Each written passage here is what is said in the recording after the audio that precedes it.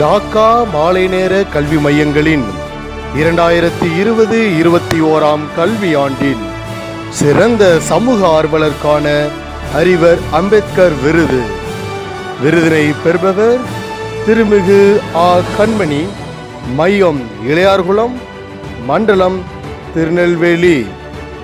திருமிகு ஆ. கண்மணி வழி நடத்துகின்ற இளையார்குளம் மையத்தின் தனித்துவமான செயல்பாடுகள்.